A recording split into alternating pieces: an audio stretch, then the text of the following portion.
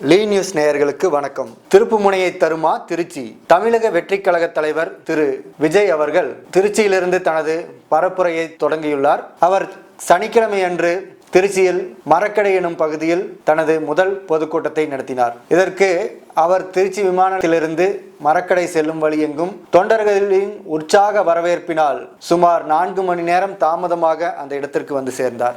அந்த அளவுக்கு அங்கே கூட்டமும் நிறைந்திருந்தது. அவர் எங்கே என்ன பேசினார் என்பதை மக்களுக்கு நாம் தெளிவாக எடுத்துரைக்க வேண்டிய கட்டாயத்தில் இருக்கிறோம். காரணம் என்னவென்றால், அவர் பேசும் பொழுது அங்கு மைக் சரியாக வேலை செய்யவில்லை. அதை அங்கிருந்த தொண்டர்களும் அவருக்கு கூறினார்கள். ஆனால் அது அவருக்கு ஏனோ கேட்கவில்லை. அவரும் அதே சரியில்லாத மைக்கிலேயே பேசிக்கொண்டிருந்தார். அதாவது அவர் என்ன கூறுகிறார் அப்படின்னு பார்த்தோம்னா, திருச்சி அப்படிங்கிறது ஒரு புண்ணிய பூமி. இங்கே வந்து நம்ம அறிஞர் அண்ணால இருந்து எம்ஜிஆர்ல இருந்து எல்லாருமே தன்னுடைய அரசியலை வந்து இங்கிருந்து தான் தொடங்கினாங்க அப்படிங்கிறது. அந்த மாதிரி ஒரு பூமியில நானும் என்னோட பயணத்தை தொடங்குறேன் அப்படின்னு சொல்லியிருந்தாரு.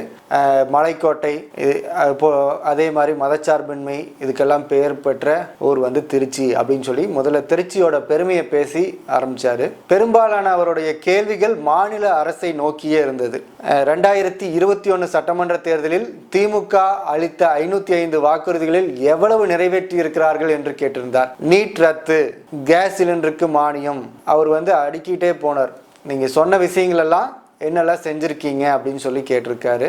மகளிருக்கு இலவச பேருந்து பயணம் அப்படின்னு ஒன்று சொல்லியிருக்கிறீங்க, அதை நீங்கள் கொடுக்காமையே இருந்திருக்கலாம் அப்படின்னு சொன்னார். அதுக்கான காரணம் என்ன அப்படின்னு சொல்கிறாருன்னா, நீங்கள் அந்த இலவச பேருந்து பயணத்தை கொடுத்துட்டு ஓசியில் போகிறீங்கன்னு சொல்கிறீங்க, இது வந்து அவங்கள கேவலப்படுத்துகிற மாதிரி இருக்குது அப்படின்னு சொல்லிட்டு அந்த விஷயத்தையே நீங்கள் பண்ணாமல் இருந்திருக்கலாம் அப்படின்னு சொல்றாரு. தாவேகா ஆட்சிக்கு வந்தா மக்களுக்கு தேவையான அடிப்படை விஷயங்களை நிறைவேற்றுவதில் தான் எங்களோட முதல் குறிக்கோளா இருக்கும் அப்படின்னு சொல்லியிருக்கிறாரு.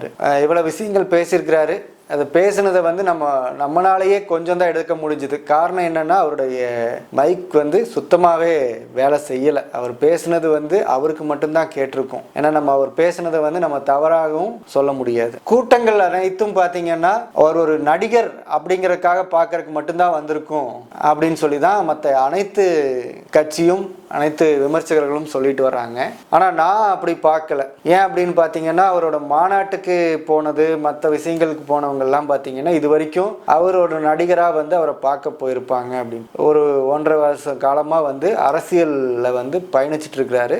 2 மாநாடு போட்டாரு. அப்பப்போ வெளியே வந்து மக்களையும் சந்திக்கிறதுக்கு தொடங்கியிருக்கிறார். இன்னைக்கு நடந்த நிகழ்வு திருச்சி விமான நிலையத்திலிருந்து மரக்கடை நிகழ்வு நடக்கும் இடம் வரைக்கும் வர்றதுக்கு அவர் 4 மணி நேரம் எடுத்துக்கொண்டது அப்படிங்கிறதே வந்து ஒரு பெரிய விஷயம்தான். அவர் தொடர்ந்து வந்துட்டே இருந்தாங்க. மக்கள் அங்கங்கே வழிநடுகில் இருக்கிற பொதுமக்களும் அவரை பார்த்தாங்க.